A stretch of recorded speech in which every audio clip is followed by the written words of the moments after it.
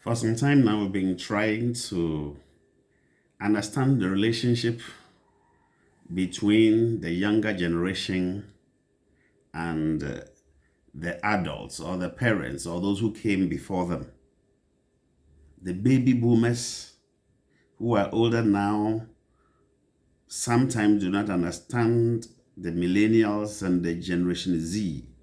And currently, I understand from 2010 coming, we have the Alpha generation.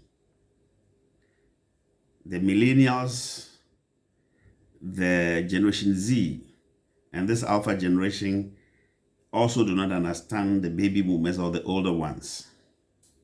You will hear that these days, the younger people that are coming, they are difficult to control, they are not understanding, they are not empathetic, they are this, they are that. They also see their parents and the older people as people in their own category that are sometimes a distraction to their developments or to their ideas. We don't know who is correct here and who is wrong here. But the most important thing is that each generation must patiently listen to the other so that that generation would understand the other generation so that we'll be able to collaborate effectively. Speaking to some Generation Z people I came across, their major concern is that they have issues, especially issues about relationship that they usually want to discuss with their parents. But as soon as they open their mouth to start the issue, they receive condemnation before even they finish talking. And because of that, sometimes they believe it is better for them to discuss their issues with their contemporaries rather than discussing with their parents. Can you imagine your child is there or your younger sister is there and she comes to tell you, maybe she's in school and she comes and they say, I want to have a word with you. The first statement is that I'm pregnant or I have broken heart. The tendency for you to react harshly is very high. And once you react in that manner, they will not tell you anything. You have to patiently listen to her issue before you prescribe solutions. Sometimes our non-verbal communication that we put across when somebody is discussing issue of importance to him or her with us even puts the people off. The way sometimes we retort, the way sometimes we judge. We are not saying that it is everything that the younger generation that is doing that we can commend, but at least it is important for us to listen to them first. And once we listen to their side of the story and try to see the issue from their perspective, we'll be able to guide them accordingly.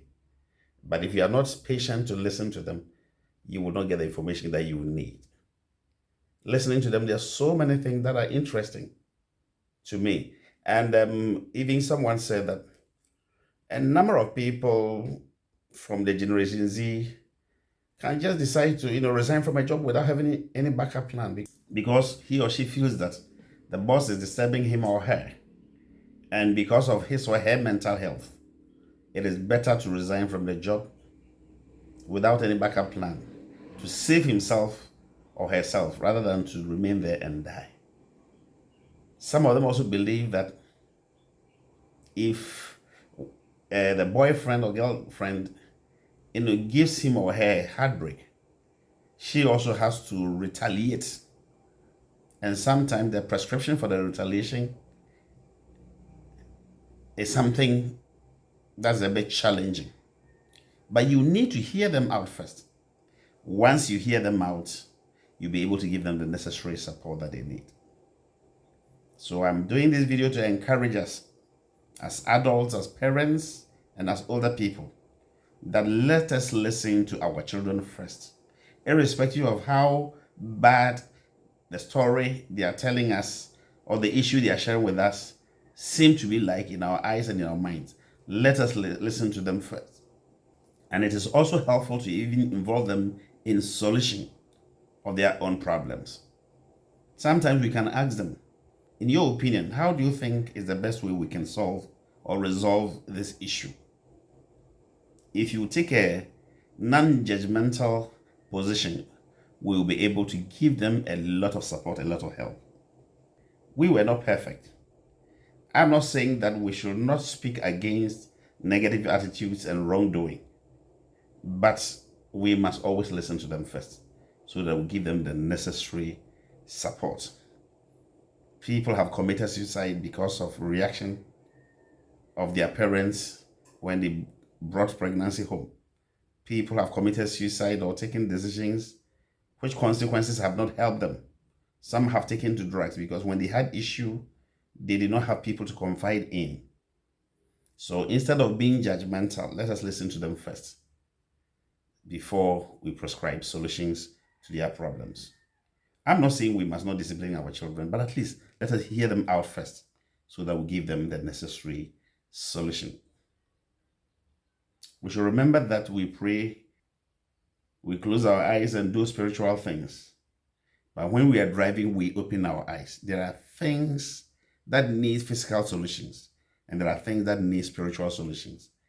So much as spiritual things are good, we cannot spiritualize everything. There are things that we must sit down and reason with people to be able to get solutions to them. So that at the end of the day, the younger people, the child of yours, that nephew of yours, that daughter of yours, that son of yours, will be able to get help from you as a parent, as a brother, as a sister, as a sibling, or even as an older friend. They really need us, and we also need them. My name is Atso Brentish, and please subscribe to Prime Testimony channel. See you in my next video. Bye-bye.